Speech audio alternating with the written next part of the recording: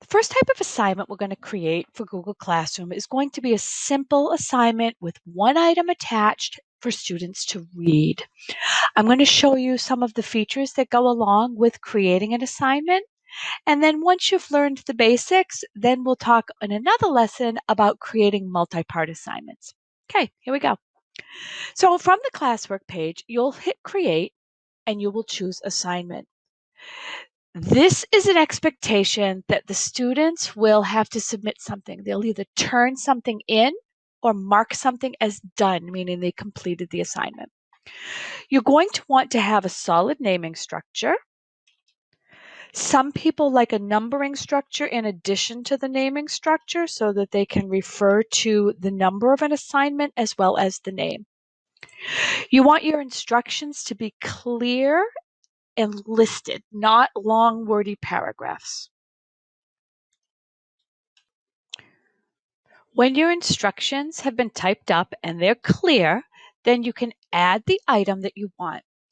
I recommend maintaining all of your documentation in Google Drive. It's the easiest to get at. If not, you can use a thumb drive, you can use a hard drive, but if you get into that Google Drive mentality, then you can create work no matter what device you're on. So when I go to add, I will go to Google Drive and I'm finding the article. Now I have already opened it, so it should show up in my recent. I click add. Once it's here, you'll see that the default is students can view the file. That's all I need to do. I'll show you another type of assignment shortly where students can actually each get their own copy. But for now, one item, one assignment, students can view. On the right-hand side, you have some options. If you had more than one class that was going to be receiving this assignment, then you can click more than one class. If you were differentiating and you were only giving this to maybe 2 of your 15 students, or if you're going to give it to all your students, that's an option. If you have grading categories set up, you can do that. If this is going to be point values, or you can mark it as ungraded.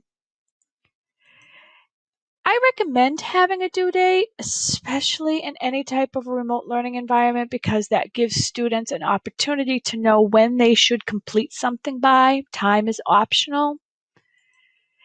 And then the topic. If you do not have a topic already created, then you can create new topics from here. And then all the other assignments that I put into this unit are going to go into the time management topic. From the Assign area in the upper right, you have a couple of options. If you click on the arrow, you can assign it, so it's going to immediately show up on your Google Classroom classwork page. You can schedule it, in which case you would put the date and time that it will appear. Or you can save it as a draft if you're going to maybe add some more to it. For the purpose of this demonstration, we're going to click Assign.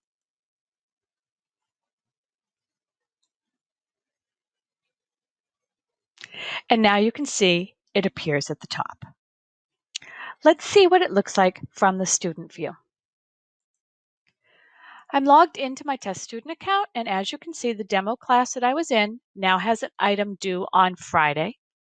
When I click on this class, it doesn't show up on the stream because I have this set up so that classwork shows up in classwork. It is over here, and if the student wants to click on it, they can. But if we look in classwork, we will see that the item is here. If I view the assignment, I have read the attached article, jot down my notes, bring the questions to class, and when I've done this, I'm going to submit. So when I click here, I have the article available. I can read it. I can print it. Those are my choices. I've read the article. I've written my notes, and I now mark it as done so that the teacher knows that it's done. Back over on the teacher page, if I go to that assignment, I will see that one person turned it in. So one person marked it as done. And that's how you create a simple one item added assignment.